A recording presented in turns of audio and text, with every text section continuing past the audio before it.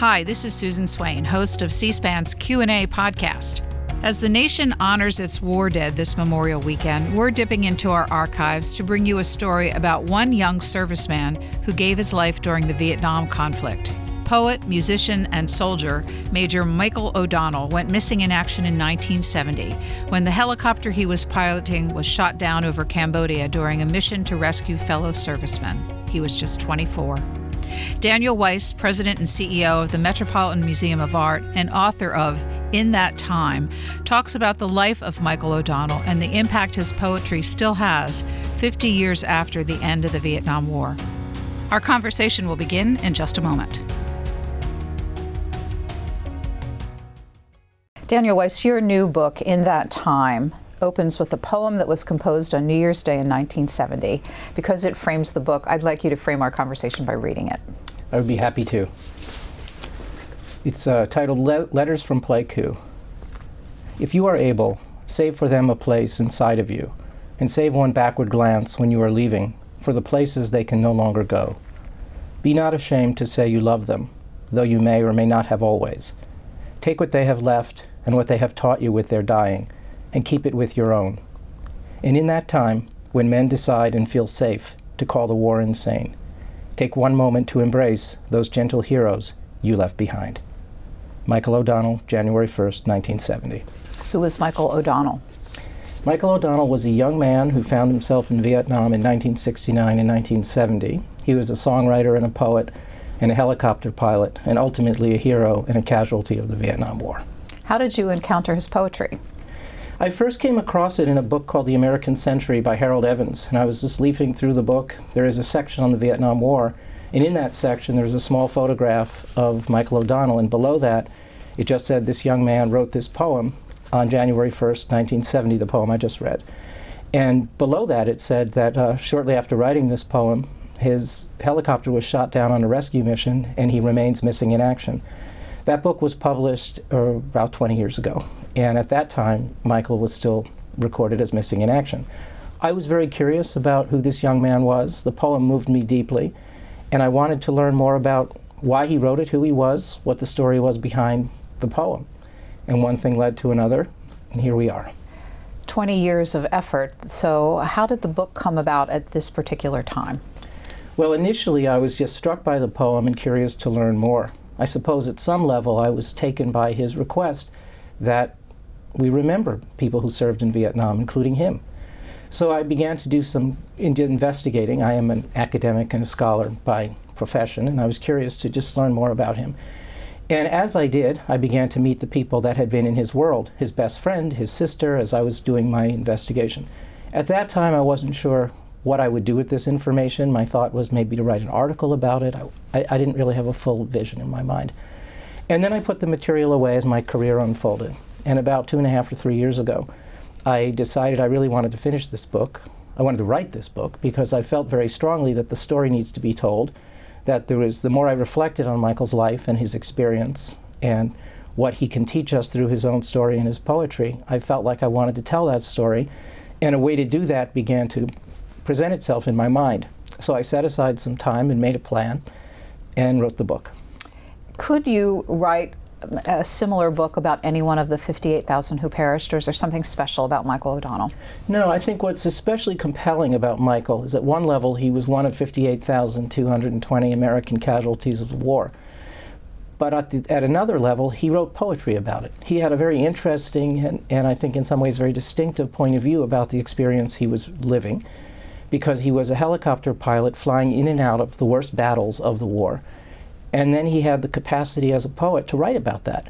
So he recorded those experiences, and over time he began to see, as he was writing and experiencing the war, that the odds were increasing he wasn't going to survive the war, and he wrote about that too. So I think in many ways he was illustrative of young people who were caught up in that war in the 1960s. But in many ways he was otherwise exceptional, I think. He was born on August 13th, 1945. You describe him as the quintessential post-war baby. What does that mean? Well, he was born in an era that understood, on the one hand, that war was something that took 4 years, that tended to, that is one reflected on the World War II experience. There was a great victory there, a great of course, great sacrifice and great cost, but he understood something about the world he lived in as based on being really his family and his own life were informed by the Second World War.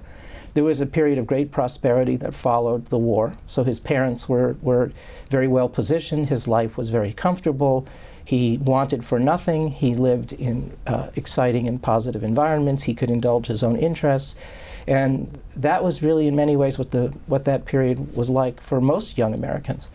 And Vietnam was something on the horizon nobody saw it coming. As you describe them, it sounds like they might have been more than middle class, or is his family well-to-do? They were, I would say, upper middle class. His father was a professional, he was an industrial psychologist, and he was, his career progressed rather nicely. So Michael moved several times throughout his childhood to ever fancier houses, and then he went to high school in Shorewood, Wisconsin, which was a very nice neighborhood. He lived in a lovely house. He went to a very good high school. And he, in many ways, he was living the American dream at the time.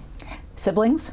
He had one sister, Patsy, who was 2 years older, who was also in that environment. And she became, of course, the steward of his legacy for all those decades after he was shot down. You tell us that he had a challenge with his educational pursuits. So Yes. How did he finally find himself? Well, like a lot of kids, he was obviously very bright and very curious about the world, but not particularly interested in school. And he was never a distinguished student. In high school, he was very social. He was an athlete, and he was on the cross-country team and the wrestling team, and he had lots of friends.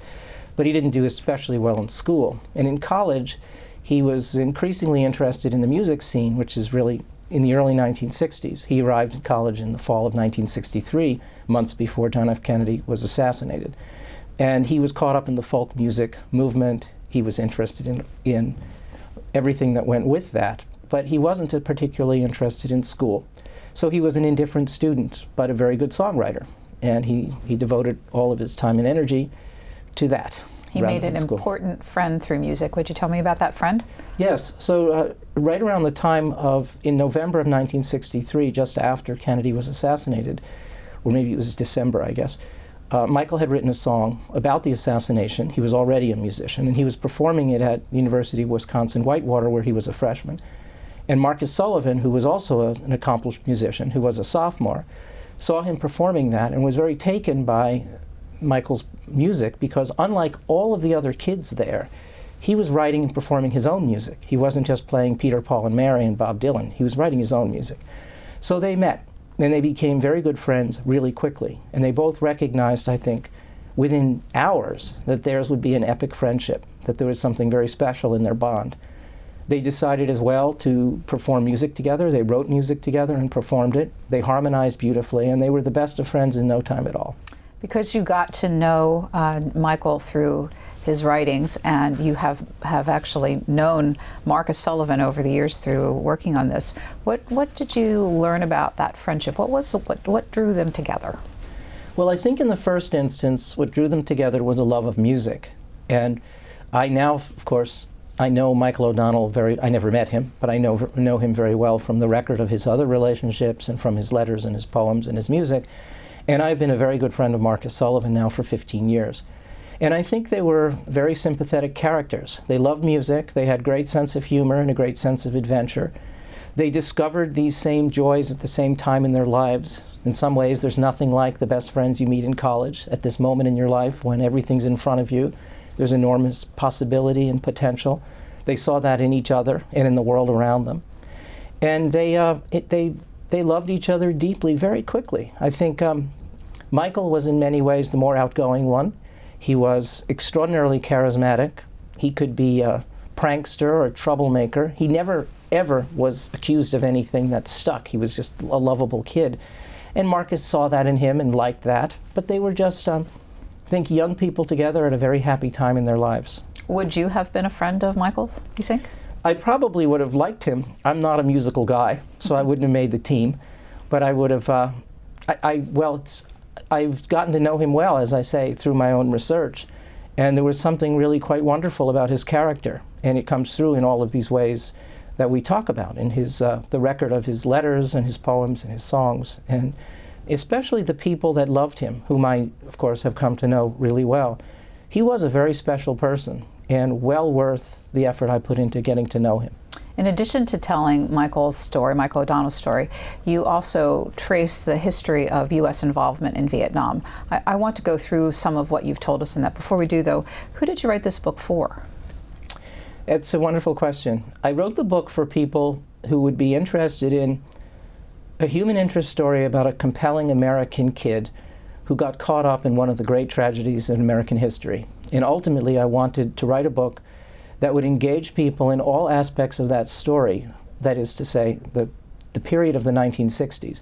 I don't see this book as a war story. I don't really see it as a book about poetry.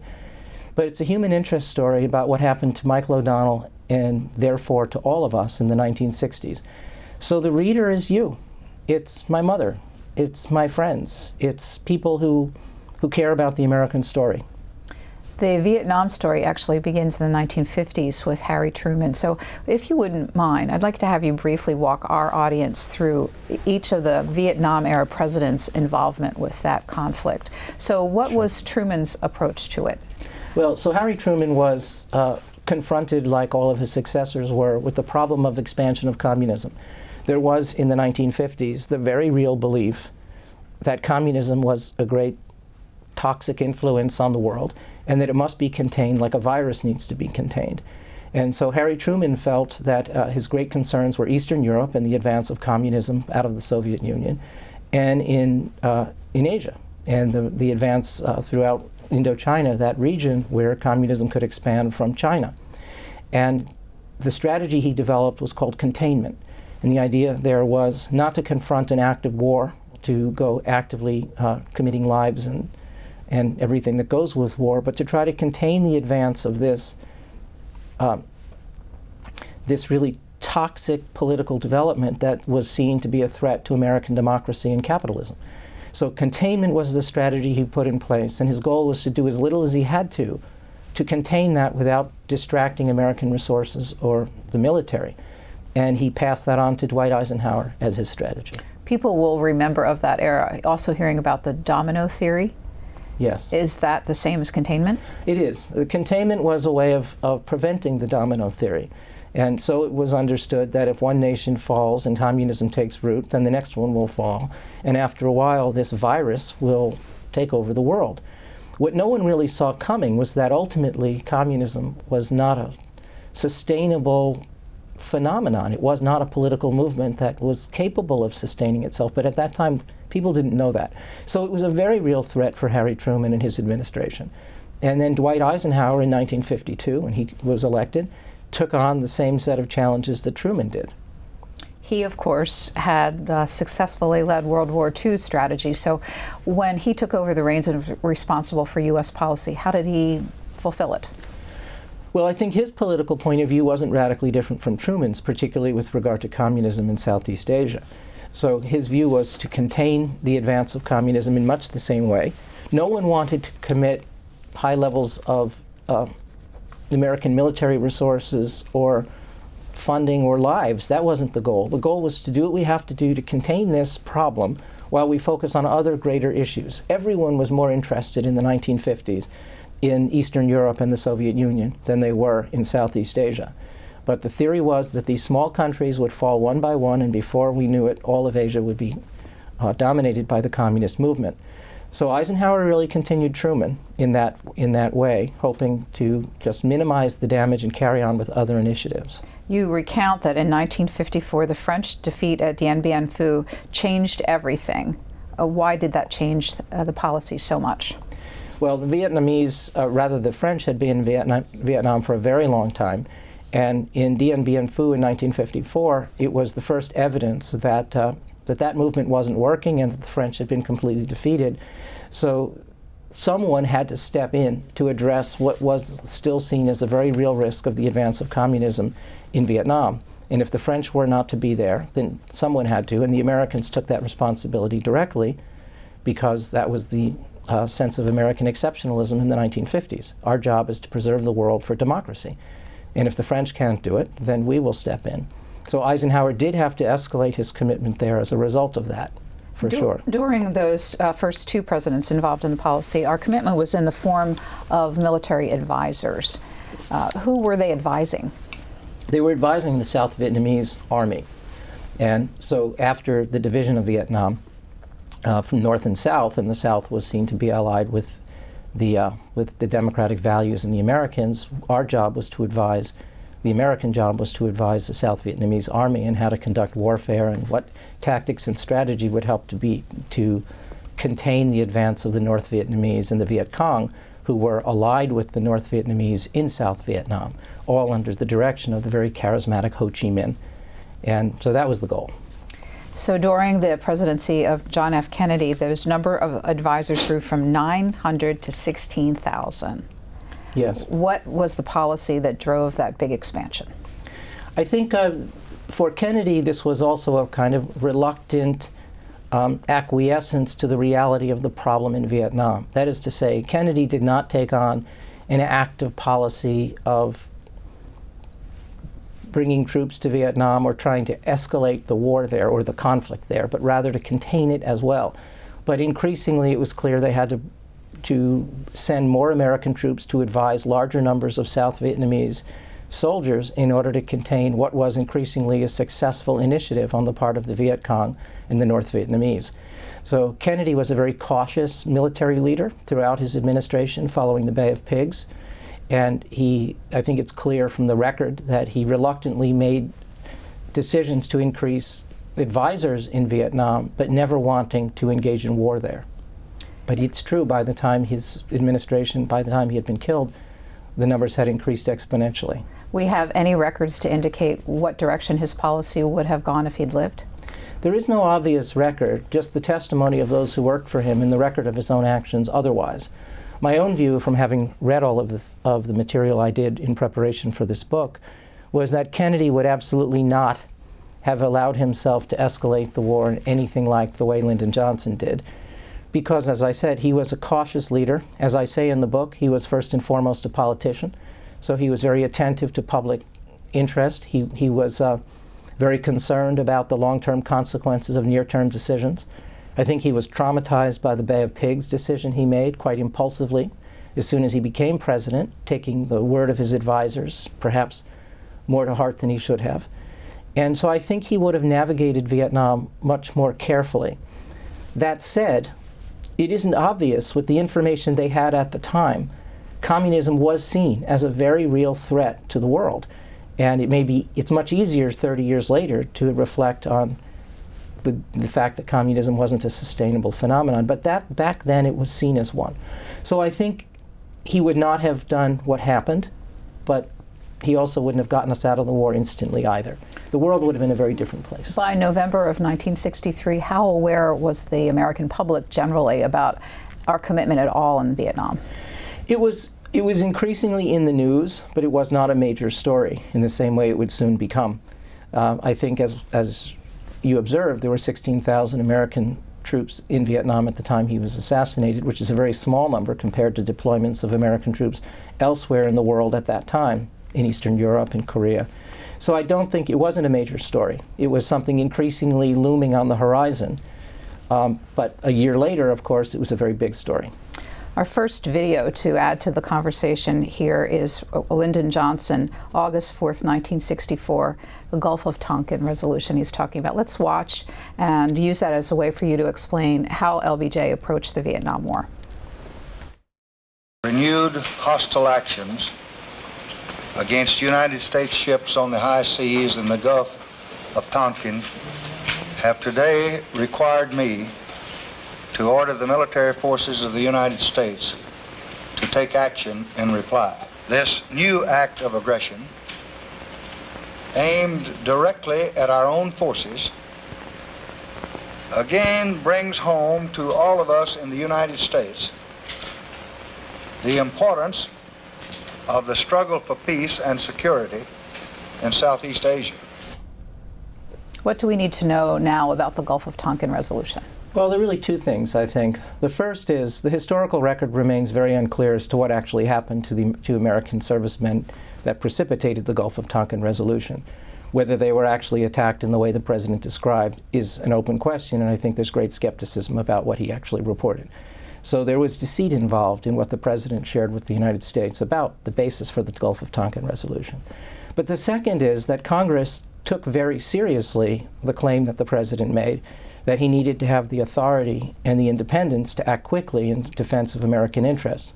So Senator Fulbright, a very prestigious and important member of the Senate and a member of the Democratic Party, was the floor leader who helped to bring this resolution to a successful conclusion, giving the president carte blanche to wage war. And no one anticipated in the Senate that the president would take that authority as far as he did. So I think the great lesson one has to learn is that the balance of powers function in a way to protect American interests, even in war, and that if given too quickly and too powerfully, the president could abuse those powers. Do we know now President Johnson's motivation? Well, I explore these questions in my book, and there's a great industry of reflections on what exactly the president was trying to accomplish. But I think my own view on this is that Johnson was, first of all, he was a new president thrust into a situation that was beyond his own experience. He was, on the one hand, intimidated by the very high-powered, intellectually gifted advisors John Kennedy had around him, who were then Lyndon Johnson's advisors. He wanted to appear decisive and strong, but his real interest and his real ambition was, throughout his presidency, his domestic agenda. He was not a foreign policy president. He wanted to change society the way Franklin Roosevelt did with the New Deal in the United States. That was his greatest commitment. And so he was looking, I think, for expedient action to address this irritating problem in Southeast Asia, that if he could just make it go away by leveraging American military resources quickly and powerfully, then he could return America's attention to the domestic agenda. That was really the result, therefore, of inexperience and an inability to think carefully about the long-term consequences of these near-term actions. So ultimately, once he made that decision, once he initially decided to escalate the war as he had, he got himself going on a path that he found very difficult to retreat from. He put General William Westmoreland in charge of the effort, and you describe what was happening as a catastrophic treadmill for the United States. Yes, I think Westmoreland was in many ways the exemplary military leader to have at that time. So we're still in an environment where World War II was the dominant military experience of that generation. Westmoreland understood how to wage war, at least in the conventional sense. He was highly decorated. He was one of the highest level graduates of West Point. He was a military superstar. He achieved the rank of Major General more quickly than anyone ever had in American military history. And so he was chosen by Lyndon Johnson to lead this war because he was a soldier's soldier. He didn't know anything about how to wage a counterinsurgency war in a place like Vietnam. So he had a strategy called search and destroy to win a war of attrition. Beat the Vietnamese everywhere you can find them, the Viet Cong and the North Vietnamese. Decimate their troops, overrun their sites, and then retreat back to the territory that the Americans possessed, not to win a war of territory as the World War II was. And as a result, everywhere they would fight, they would win the battle, but ultimately lose the longer-term engagement because they didn't win the territory, they didn't win the hearts and minds of the people around them, and they couldn't even find the enemy. So as they committed increasing level of troops to this enterprise in South Vietnam, where they were fighting, they found that they had to continue to grow their resources to achieve ever-diminishing victories, and that was not sustainable. And of course, in order to do that, it was a time of drafting young men to fight into the war. What did that do to the sentiment at home? Well, ultimately, to fuel this enterprise, they had to implement a draft. And as a result, no longer were there's a kind of self-selection for engagement in the war where people would decide to go if they wished to, but everybody was therefore at risk. And so the entire country began to pay much more attention to what was happening in Vietnam because their children, or they themselves, could very well be chosen to go fight this war. And with the advent of the draft, and in very short order, hundreds of thousands of American citizens were being drafted. The entire country took notice of what was happening there, and it changed everything about public discourse with regard to the war. In the midst of that draft, Michael O'Donnell decided to enlist. Why Yes. did he make that decision? Michael enlisted because, as I said earlier, he was an indifferent student. He wasn't really enjoying college. He saw all around him the draft was taking his friends. This was something in the mid-1960s that was ever present on the minds of everyone, but particularly young men of draftable age. So Michael thought, after all, he was, 21 years old at the time. He wasn't the wisest of young people. He wasn't doing very well in school. He was worried that he would be drafted. So he had the idea that if he enlisted, he could learn to become a helicopter pilot, which he had heard about from a friend of his from high school. And that in learning to be a helicopter pilot, one, he would develop a skill that might be useful to him someday. After all, aviation was an industry. And two, the amount of time it takes really to learn to fly a helicopter is years. And in his own mind, wars don't last that long. So by the time he was be trained to fly a helicopter, the odds were high that the war itself would be over. That was his calculation. That was his decision at the time. Sounds exceedingly logical. Logical, and it was logical under the circumstances, given the risks that were very real that he perceived. And almost immediately after he enlisted, his best friend Marcus was drafted, in some ways simply adding some credibility to the decision Michael made that there was risk everywhere. So Marcus's war experience sent him where? Marcus decided not to become a helicopter pilot, but to just accept the draft, and he became a combat engineer, and he served in Vietnam for a year, as was the obligation of draftees to serve 1 year in Vietnam. And he stayed safe, and he did his job, and he came home. And by the time he came home and the war was behind him, Michael was still training to be a helicopter pilot. The helicopter that he flew was called the Huey, nicknamed the Huey. What was its role in the Vietnam War? Well, for anyone who lived through the Vietnam War at any level, the Huey, it's also known as, it was also called a slick because the helicopter he flew had no guns that were visible on the surface, so it just looked like a Huey and not a gunship. That was the kind of ubiquitous image of the war.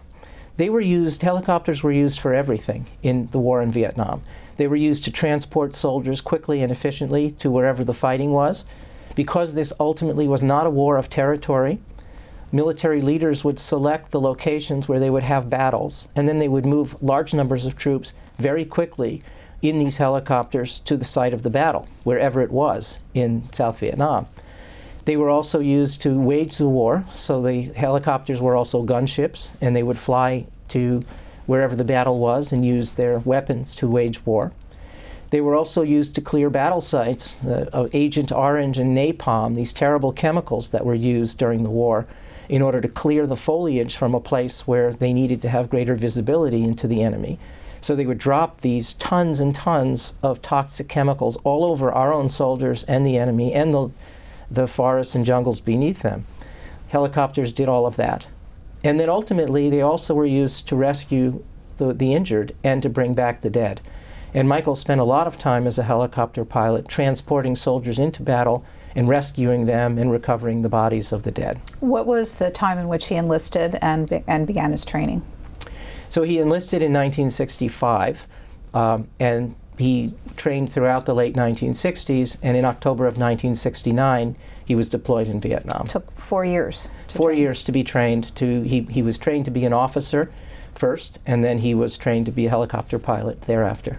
During that period of time, he reconnected with another person who was very important to his story, a woman by the name of Jane Hogue, is it? Jane Hogue. Hogue. Yes. So who was she, and why is he important to Michael O'Donnell's story?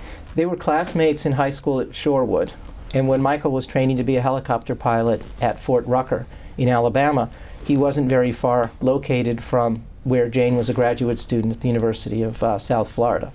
So they reconnected somehow. I'm not sure how that exactly happened, but they reestablished contact. And they began a romance, a very intensive romance. And Michael had a fair amount of time on weekends during his training period where he could go visit Jane. And by her account, they had a wonderful period of several months together, perhaps about 6 months together, while he was training, and their romance bloomed. They fell in love. They planned to get married after he returned from the war. And it was a magical time in both of their lives. Did they discuss marrying before he went to war? Yes. They talked about getting married as the plan when he returned. His obligation, like Marcus's, was to serve for 1 year in Vietnam as a helicopter pilot. So the intention was that when he returned, they would establish their lives together. They would marry, Marcus and Michael would resume their musical partnership, and they would get on with the career they envisioned for themselves, which was a very big musical career. How, by the way, did his parents react to his decision to enlist? No one really close to him could understand why he did this. They all thought the draft was a very real risk, but better to calculate to live with that risk than to enlist. So Michael's parents were devastated. His and mother in particular was just mortified that her son was going to be going into this terrible war that they all saw as a military disaster. Michael's sister, who had just been selected for the Peace Corps, Patsy, she was about to leave the country to go serve her country as a member of the Peace Corps. And when Michael decided to enlist, and there was the very real risk he would be in Vietnam, their parents, persuaded Patsy not to join the Peace Corps because they could not imagine both of their children to be abroad in dangerous places at the same time. So Patsy gave up on her dream of being in the Peace Corps. Michael went into helicopter training, and everyone made their peace with it, but it was not a happy moment. His deployment in October of 1969 was the 170th Ben Hoa Assault Helicopter Company. Yes. Where were they deployed, and who were the most important people in that part of his life? When he first arrived, he was deployed at the 170th was based at Camp Holloway, which was in the Central Highlands of Vietnam.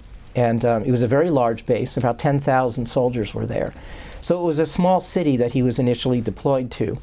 The conditions there, as he reported in letters to Marcus and Patsy and others, weren't bad. That it was, he had hot showers, he had hot meals, it wasn't a bad place, the base was relatively safe, it was a pretty large community. Their missions were dangerous. Of course, they were flying into territories where there was great danger. But for the first 2 months or so, he was at Holloway. And then his unit was deployed further to the north in a much more dangerous territory, in Kon Tum, near Pleiku. And this was an area that was in the Central Highlands of Vietnam, but further to the north, completely remote, surrounded by the enemy, in a much smaller number of American troops were there. And there they saw danger every single day, including, for reasons no one could quite fathom, that base was attacked by missiles almost every single day. And Jim Lake, who was a colleague of Michael's in Vietnam and a fellow helicopter pilot, described this to me, that every day, for reasons that were not clear, at around dinner time, the missiles would start to fly. They were very large, telephone pole-sized missions, according to Jim Lake, and they sounded like freight trains, and they were wildly inaccurate, so they almost never hit anything that they were aimed for. But it was almost like a fireworks show that they were exposed to every day of the war. This was, as I say, in Kon Tum, a very different kind of territory. But the psychological toll had to be enormous on the people working there. It was. I think for Michael, his spirit really turned a corner when he got to Kon Tum, and all of the soldiers who served there would report the same thing. They were really on the front lines of an unwinnable war at a time in the history of the war when victory was out of the question and survival was really all that one could hope for. This was by early 1970. There was no question that Vietnam would not be a victory for the Americans by this time. So they would every day fly their helicopters into battle, see casualties occurring all around them, bring back the injured and the dead, return to their base, and then experience these missile attacks every night on their base. So there was no respite from the war, day and night, for them. But Michael O'Donnell's respite was his poetry. That is where he found respite. He would return to the base at the end of each day and clean up his helicopter and go back to have a shower and have dinner. And then when many of his colleagues were in the bar having drinks, which is what they tended to do each evening to try to forget the war, Michael sat at his little desk in his barracks and wrote poetry. He had a little typewriter, a little manual typewriter that he brought with him, and he would write this poetry to try to make sense of his experience. And it was during those months, as he was writing this poetry, that it began to be clear to him that a successful outcome from him in the war was unlikely, and he wrote poetry about that. If one were to read his poetry today, what would you find in it? What are some of the themes that would echo through? I think the most powerful theme is the sense of loss and hopelessness in the heart and mind of a really wonderful young man who had so much idealism and joy that went into this war. and this war killed it. And you can see in his poetry how he's trying to make sense of what it means to be 23, 24 years old and recognize that your life is likely to end any day, and that you're doing it for a cause no one believed in, and that your sacrifice and the sacrifice of your friends, which he witnessed every day, was going to be unappreciated and unrecognized by the people you were doing it for, the American people. So he wrote about that. And I think poetry was a creative way for him to try to find beauty in tragedy. That is ultimately to create something that was, that had enduring meaning for him and for others in the face of an environment where there was nothing good, nothing positive, nothing to look forward to. So I think ultimately that core of idealism in him, that creative energy in him, needed to find expression somewhere. And it was at his little typewriter in his dark little barracks at the end of every day. Did he share his poetry with his fellow combatants? Did he send it home to his family? He shared very little with his fellow combatants, but they all knew he was writing it. And Jim Lake and others said how much they appreciated it because they knew that Michael was trying to tell their story. He brought his guitar with him to Vietnam, so he made a good face of it. He performed music for them. He was a lovable, fun-loving guy on the outside. They recognized that they had in him someone who was the compelling, charismatic figure who loved them and cared about this experience. And they believed that the poetry he was writing would matter. But he didn't share it with them. He didn't read it to them. He did share it first and foremost with Marcus, his best friend back at home. And so he would write his poems and pack them up and send them in an envelope to Marcus for Marcus to look at and read. He talked about making music again when he eventually would return. But Marcus was his primary audience. So Michael O'Donnell's ultimately fatal mission was a result of a change in U.S. policy that occurred under President Richard Nixon. Our next video, April 30th, 1970, President Nixon talking about Cambodia. In cooperation with the armed forces of South Vietnam, attacks are being launched this week to clean out major enemy sanctuaries on the Cambodian-Vietnam border.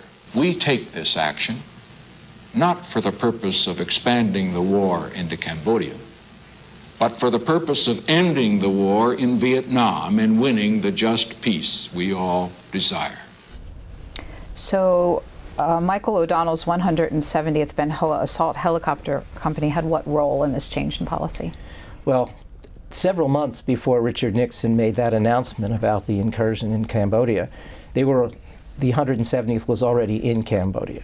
So Michael's mission from Kon Tum, the base in the Central Highlands, was to fly special operations teams into Cambodia to conduct reconnaissance, primarily in preparation for the invasion that was to come.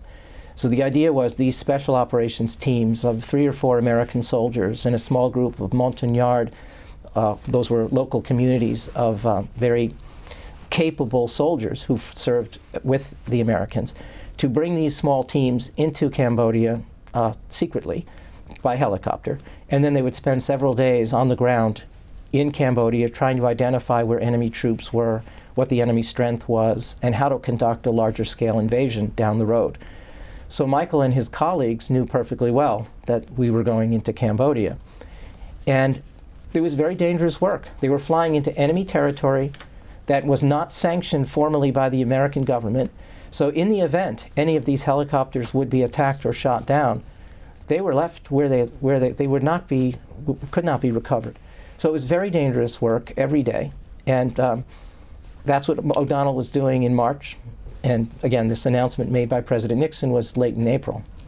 He wrote a poem right before he died, and this I'm going to ask you once again to read this. It's captured in your book. It's called Dak To. Yeah, so this poem Michael wrote just a few days before his helicopter was shot down in Cambodia. And by this time, it was fairly clear to him that the war was going to overtake him. And he wrote the following. I have tasted the air in the early morning before the sun and before the day. I have let it run all down my face and stain my clothes. And I have learned to wash myself with the part of the day that remains. I am dying in the sun at Dak To. I am each day becoming less interested in the way the morning tastes. And I am dying in the sun at Dak To. And I am dying in the sun at Dak To. 6 days later, Michael O'Donnell's helicopter was shot down in Vietnam, in Cambodia. He died a hero. What about that day what would allow you or allow anyone to describe his particular decisions and actions as especially heroic? Well, because of the nature of the rescue mission that he was flying, there were many witnesses to what exactly happened. His job was, on that day, to fly with a whole group of other helicopters and fixed-wing aircraft to rescue a group of special operations commandos who were under attack in Cambodia by the North Vietnamese. They had radioed to their team that they were hours away from being overrun. So the American military group of helicopters arrived on the site to rescue them on the ground in the mountainous area in Cambodia where they were. And because the commandos were not able to get to the landing zone very quickly, ultimately the mission commander on that flight was Jim Lake, Michael's good friend, and he made the decision to return to base back at Kontum, at Dak To rather, to refuel. And he said to O'Donnell and 2 gunships, "You stay on site here as long as you can, as long as your fuel holds out. We're going to go get fuel and come back, and then we will make the rescue. We will do Jim Lake's helicopter would be the one to land on the ground to recover these troops." That was the plan. So Lake and the others left, and O'Donnell was hovering in the sky about 1,000 feet above the action. And the gunships were also there. And it became clear that the time had run out for the commandos, and so the commandos on the ground signaled up that they really needed to be rescued right away. So the gunships came in and did the best they could to clear the site of the enemy. And then Michael O'Donnell, with his crew in his helicopter, went down beneath the jungle canopy and into the ground in the valley of this area in Cambodia to rescue these men by himself. That was never done. Normally what would happen is there would be a team of helicopters helping each other and supporting each other to make sure that they were safe. But because there was no one else there and it had to be done, O'Donnell made the decision immediately that he would rescue these men. So he went down into the landing zone area, and he hovered on the ground for 4 minutes, waiting for the reconnaissance team to arrive there, which is, in a battle condition, an eternity. It's a very long time to be sitting vulnerable to the enemy.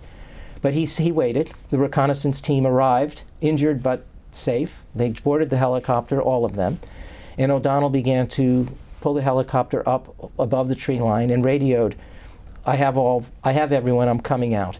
As he did that, Jim Lake and the rest of the helicopter teams had arrived on site. There wasn't anything they could do because the rescue was in midway.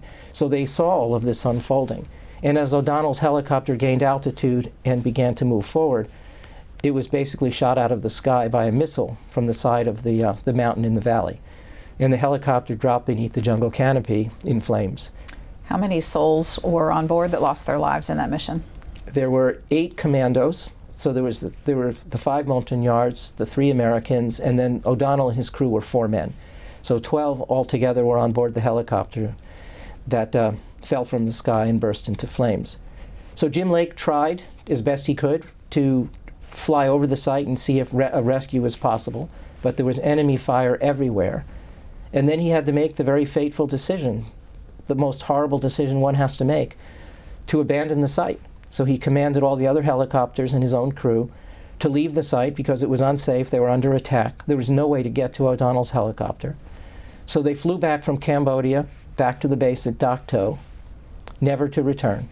As Jim Lake said, it was a fateful decision. It was the hardest decision he made in his life, and he was 19 years old at the time he made that decision. So Michael O'Donnell and all of those on board became missing in action in the Vietnam War? They were. Because there was no way to identify the site or to determine whether anyone had survived, they were listed as missing in action. And that was the case until the site was eventually identified and recovered in 1998. You also tell us in the book the stories of how the recovery efforts unfold in the United States. From 1973 to 1985, you tell us there were no attempts at recovery of any of the MIAs. Is this just in Cambodia or throughout Vietnam? Throughout. And why was that? By the time the war had ended, by the mid-1970s, first in 1973 when the United States withdrew, and then in 1975, in April of 1975, when Saigon was overrun and the war was completely lost, the South Vietnamese were overrun, and the North Vietnamese won the war, the American people had really had it with Vietnam. There was a desire to turn the page and move on. Gerald Ford made that abundantly clear in his own statements as president, that it's time for us to turn the page and move forward. I think people were ultimately exhausted by the drama and tragedy of the war in Vietnam. So for the next decade, more or less, there was very little discussion about the war. There was some scholarly work being written. There were examples here and there. But the American movement to revisit the war took more than a decade. However, there is and still is a very active POW-MIA activist group in this country pushing for Americans to continue to identify and find the remains of and repatriate them. How impactful was that group of people to the eventual decision by George H.W. Bush to establish a formal process and budget for it? They were very impactful. They were extremely dedicated, hardworking, and thoughtful. They knew how to create political change. They were very good advocates for their cause, this group, and they continued to advocate. So I think that they were extremely effective. There were two things, I think two phenomena that really changed everything in the mid-1980s that led to this decision by the president. One was this group who advocated for the recovery of MIAs, and the other was the increased rise in visibility of popular culture around the war. Films and books that were beginning to appear in large numbers that began to engage the American public in a greater interest in revisiting the war and the tragedy, and particularly the impact of that war on the people who fought the war. That was not the major theme in the 1960s. The themes were about democracy and communism, Cold War and containment. But in the 1980s, it was about the tragedy of what happened to those who were left behind. How long did it take for Michael O'Donnell's remains to be found, identified, and then ultimately have his remains buried in Arlington Cemetery? So by the middle of the 1980s, when this recovery group was put in place by President Bush, there began to be a series of missions undertaken to find the remains of lost American servicemen. And O'Donnell's helicopter was on the list of casualties that should be investigated because a fair amount was known. They knew where in Cambodia the helicopter went down roughly. So there were various attempts that were made to try to find the crash site beginning in the mid-1980s. They were all unsuccessful because the site was so remote. But by 1998, the site was located by a Cambodian and Cambodian and Vietnamese recovery team. They first identified the location, and then the Americans came in to excavate along with the Cambodians. That work was done in 1998, in the dry season in March of 1998. And this is all recounted in the book, how this team identified the site and the work that goes into effectively finding the remains of humans who were lost in a tropical jungle decades before, and where the remains that survive might be very small bone fragments or a single tooth. From the time of his death until the time he was buried, had his poetry began to become more popular and more well-known? Yes. Almost immediately, Michael's poetry was discovered in his footlocker. Shortly after he was shot down and the grim task of having to return his personal effects to his family, they opened his footlocker and his friends saw his typewriter and his poems that were in a file called Letters from Pleiku. And several servicemen copied those poems right away and began to circulate them. A British journalist who happened to be on the site, named Brian Benton, he brought those poems back with him to the UK, to London, and some years later they were published in a newspaper in London. So within a few years of Michael's disappearance in 1970, his poetry was already pretty well known. And it just continued to find an audience in one way or another on its own in the after effects of the war. Statistics from the war in Vietnam that you write about. In Vietnam, there were 2.7 million American soldiers who ultimately served in that war. Yeah. 58,220, as you mentioned earlier, killed, whose names are memorialized in Washington on the Vietnam War Memorial. 150,000 American soldiers who were wounded, 75,000 of them severely. 2 million plus Vietnamese killed, and U.S. budget estimated at about $600 billion. So what are the lessons from all of that blood and treasure invested in that war? Well, I think the greatest lesson is the one we continue, it seems, to need to revisit, and that is, When one makes a commitment, when our leaders make a commitment to engage in military conflict, first of all, it's very difficult to stop. Once you begin, it's very difficult to stop, unless you demonstrate extraordinarily high levels of courage to acknowledge that a decision might not have been the right one. This we have seen in both President Johnson and President Nixon was very difficult to do. And that human life should be valued more highly than it is by our political leaders. In the time of the 1960s, as soldiers were being sent to Vietnam, it was abundantly clear to any thoughtful person, including President Johnson, that this policy was not likely to be successful, and that these soldiers who died were not likely to be able to advance the cause he was fighting for.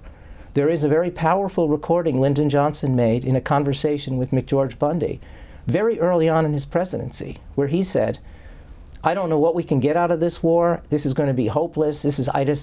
Once we go in, I don't know how we're going to get out. This just seems like a hopeless cause to me." At the time he said that, 400 Americans had died in Vietnam. And by the time the war ended, 58,000 died. That's a lot of casualties for a cause that was seen to be failure right from the start. That's the greatest lesson. When you make a decision like that, be right. Be careful. Think the implications through as thoroughly as you can, and imagine that it's someone in your family who's going to fight that war on your behalf. In the month that we're talking, after a 3-year legal battle for freedom of information, the Washington Post has published what's being called as the Afghanistan Papers, which are the transcriptions of conversations produced by the government on the war in Afghanistan. And I'm wondering what your thoughts were when you saw that, once again, the information going to the public about the war was very different from what our political and military leaders understood. Well, it's really heartbreaking, because all of us who had anything to do with the Vietnam War, who lived through that one way or the other, felt that more than anything else, this war will teach us not to make that mistake again. And ultimately, I think, in my own view, and I explored this in the last chapter of this book, that I think this book is as much as anything else a reflection on leadership. And I'm a believer that our leaders need first and foremost to have signs of integrity and character, because ultimately the kind of experience they have or the kind of knowledge they have will fall short of what they need to know to be effective leaders. They always have to learn on the job. What matters most is the ability to make decisions from a point of view of integrity and a commitment to transparency to the people who elected you. And none of these people demonstrated that capacity to the level that was necessary to protect human life or the interests of our society. So what we should be voting for are people who have character. That's my view. You mentioned the lessons of Vietnam. What were the ultimate effects on American society? I think one of the greatest effects was that ultimately everyone who was aware of the war at the time came to understand the sense of betrayal that the American government engaged in against them. And for those who were assiduous supporters of the government in the 1960s, and there were many who felt, my country, right or wrong, I believe in my president, I believe in my government, that's my patriotic obligation. When ultimately Robert McNamara himself, the Secretary of Defense, published in his own book, in retrospect, that he knew, and they knew, the war was going to be a failure, and that they knew that they were making commitments they could not justify. Everyone recognized at that time that the government had failed them. And I think one of the great consequences of the 1960s is the sense that government must be questioned with skepticism, that we must think carefully about who we elect to these roles, because they have power that can be exercised in ways that is not in the best interests of the American people. That's probably the greatest takeaway, and that's why the tragedy of Afghanistan today is so compelling, because we seem not to have learned that lesson. You said that you've become friends with the people who were close friends and Michael O'Donnell's sister. What was their reaction when you told them, I'm going to make this into a book? Well, in the first instance, my conversation was with Marcus, whom I tracked down. He was a retired school teacher at the time I found him, living in Milwaukee.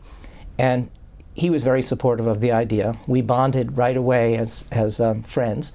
And he, of course, believed deeply that Michael's story is a compelling story and should be told. He saw the power of that story in all kinds of ways that was important. We then went together to meet with Patsy, and I began to explore what might go into such a project. And I think Patsy had spent most of her adult life as the steward of her brother's legacy. She was the one who provided oversight over the use of his poetry. She was the surviving child who had to deal with both parents, who never learned in their lifetimes. They never found out what happened to their son. All they ever knew was what they heard and what they read in the telegrams that were given to them just in the weeks following Michael's disappearance. So she was responsible for that legacy. And when I arrived with Marcus, whom she of course knew well, she was gratified, I think, that someone else would want to carry this burden and take on this responsibility that she felt so close to. So she gave me all of these materials associated with her brother's life that I think in many ways was very heartening for her to see that finally someone would take an interest in this story. And then for the years I was writing this book, she was incredibly helpful. She would respond to every inquiry, every silly question. What was the name of your dog? Remind me of where you lived in Shorewood. And she had inexhaustible patience and support for the project. And perhaps the greatest satisfaction for me in writing this book, when I sent her the manuscript after I had written it and it was ready to go, she said, "Finally I have peace." And to me that felt like that's why I wrote the book. And a gift to the people who loved him, ultimately. Yes, a gift to the people who loved him and who knew how important his story was. So all of this is gathered, all of his work has been gathered into a website. What will people find there, and what's the web address? The web address is inthattime.com, the title of the book, and one will find more of Michael. There are photographs of Michael from his childhood and from the years he was in Vietnam, but most important, there is Michael's voice. Because Marcus was the best friend anyone could ever have, Michael sent Marcus tape recordings of letters. In those days, he had a fancy tape recorder where he would make music and write letters, or dictate letters. And Michael's letters were preserved on tape, and they are present on this website. So you can listen to Michael talking to Marcus about his music, talking about the war, telling jokes, and you get a sense of who this wonderful character was, his warmth, his sensitivity, his sense of humor. It's all there. So if you want to learn more about Michael O'Donnell, go to inthattime.com. And in the minute that we have left, you tell us that you have been a scholar all of your life. You've run universities. You now run the New York Metropolitan Museum of Art. Did this project change you? It did. First of all, I got to know someone who's eminently worth knowing, and that is Michael O'Donnell, but also Jane Hoag and Marcus Sullivan and Patsy McNevin. They're very close friends.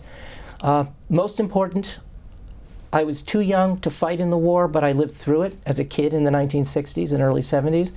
I wanted to understand better what happened in that time, and I think I have. We're going to close, Daniel Weiss, by going to that website, and we've picked one of Michael O'Donnell's songs to close by. As we listen to that, can you give us a brief introduction to what his music sounds like? Michael and Marcus were folk singers in the early 1960s in the spirit of Peter, Paul, and Mary, or the Mamas and Papas. And so you'll hear songs that are joyful, beautifully composed. They harmonized really well. And they're looking forward to a time ahead of them that was not to be, but a time of happiness and love. And that's what they wrote about in the early 1960s. Thank you for your time for this past hour. Appreciate the conversation. Thank you. And as we close, we're going to listen to Michael O'Donnell and Marcus Sullivan in one of their songs written during the Vietnam era. No one to talk my troubles to. No one to talk my troubles to. I remember when you were looking up at me, as if I were the only one you'd ever want to see. No one to talk my troubles to. No one to talk my troubles to. All Q&A programs are available on our website or as a podcast at cspan.org. I think of what I've done. Can't remember good times, so I'll think of days to come.